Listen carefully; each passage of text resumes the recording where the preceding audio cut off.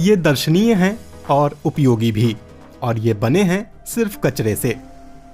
तमिलनाडु का पुडुचेरी तट प्लास्टिक कचरे से पटा पड़ा है। सत्यजीत अग्रवाल इस कचरे को हाथों से उठाकर कूड़ेदान में डालते थे, फिर उन्हें एहसास हुआ कि ऐसे तो ये कचरा खत्म नहीं होगा। आज वो इस प्लास्टिक कचरे को संसाधन की तरह देखते हैं, आकर्षक चीजों में तब्दील होने वाला कच्चा माल। वो ऑस्ट्रेलिया में रहने और काम करने के दौरान प्रेरित हुए, जहां बहुत सारा प्लास्टिक रिसाइकल होता है। मेरा बचपन यहाँ पुडुचेरी में गुजरा। मैंने 10 साल यहीं स्कूली पढ़ाई की। मुझे तट से प्यार था और मैं समंदर का दीवाना हूँ। लगभग रोज ही मैं तट पर आकर खेला करता था। उस समय की बहुत सारी यादें हैं। पुडुचेरी की बड़ी याद आती थी, तो मैं लौट आया। लेकिन लौटने के बाद मैंने गौर किया कि बहुत सारी चीजें पहले जैसी नहीं रह गई थीं। समुद्र तट पर कचरे के ढेर थे। मुझ में कुछ बदलने की इच्छा उठी।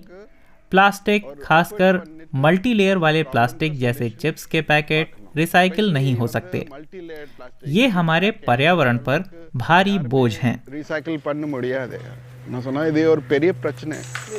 अब वो अपने हुनर पुडुचेरी और आसपास के लोगों तक पहुंचा रहे हैं। ये चीजें बेची जा सकती हैं।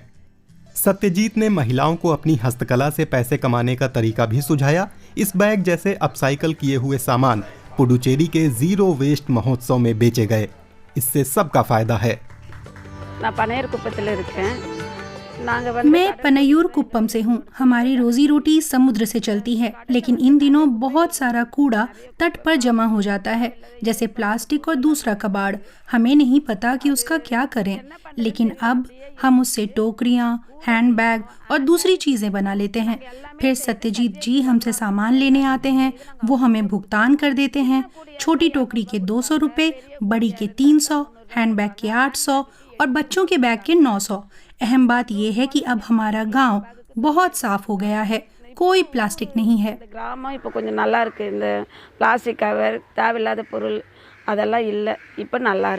सत्यजीत जिम्मेदारी जगाना चाहते हैं। ये मेरी ओर से छोटा सा कदम है।